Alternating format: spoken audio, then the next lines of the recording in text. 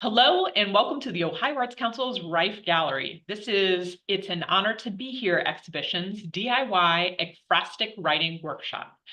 Today we're going to explore ekphrastic poetry as an extension of the exhibition, while our facilitator, poet, writer, and visual artist, Paula Lambert, will walk you through her prompts inspired by the exhibition, step by step.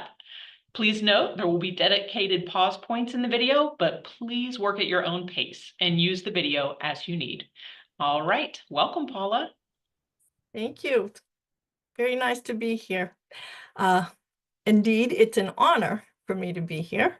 I'm a Columbus-based poet.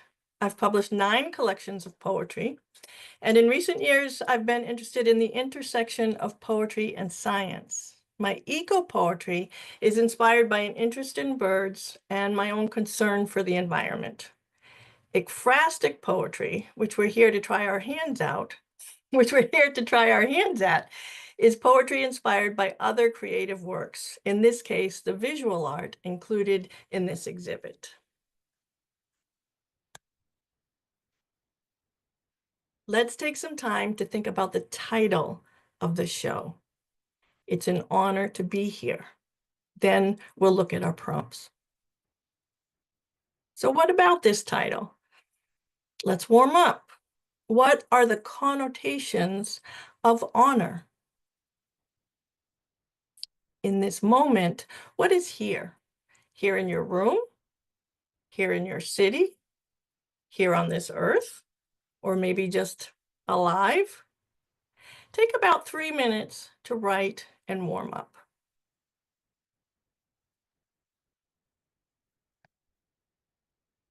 Macro and micro. Take a look at this artwork. Think about color, texture, and details. Take a moment to write about what we gain or lose from seeing the world as a larger whole. What do we gain or lose from holding ourselves in solitude, honoring our own personal space?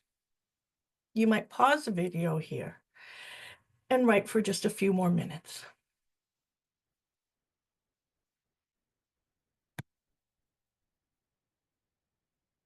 Sparsity and abundance.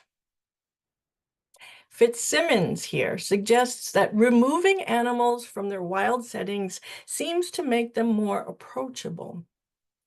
Stitzline is interested in a celebration of lush or abundant vegetation using materials that expose an accumulation of mundane, broken household detritus normally destined for a landfill. Take a moment to compare and contrast these two pieces. Do they complement each other? If so, how? Again, you might pause the video and just take a few more minutes to write.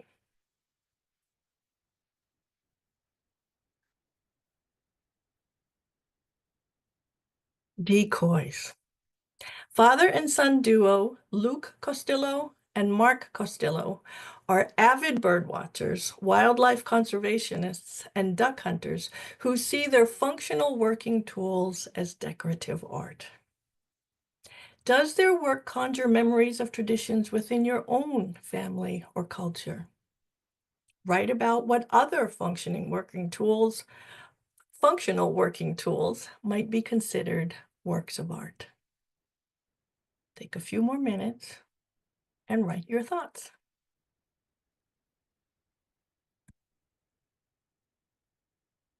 Water.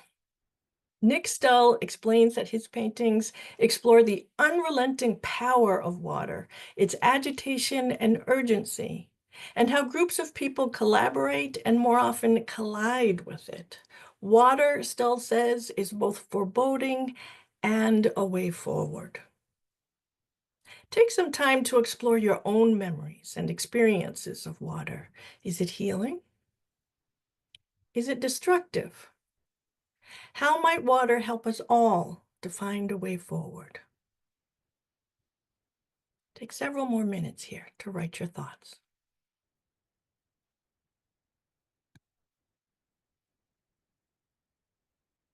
Serenity of nature. Hill and Sims show human and animal species as both enjoying nature. In this writing, consider how being in nature makes you feel relaxed, happy, stressed. Also think and write about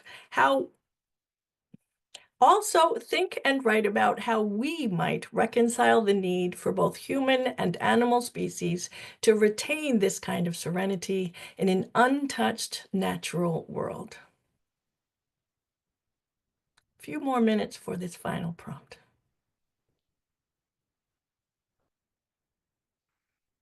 It's been an honor to be here. You can find me on social media, on Facebook, Paula J. Lambert Poet, on Instagram at PJL Poet, on Substack as Unapaulagetic, and my website is paulajlambert.com. Thanks so very much. Thank you again for joining us for this DIY ekphrastic writing workshop led by Paula Lambert as a part of our programming for the It's an Honor to Be Here exhibition.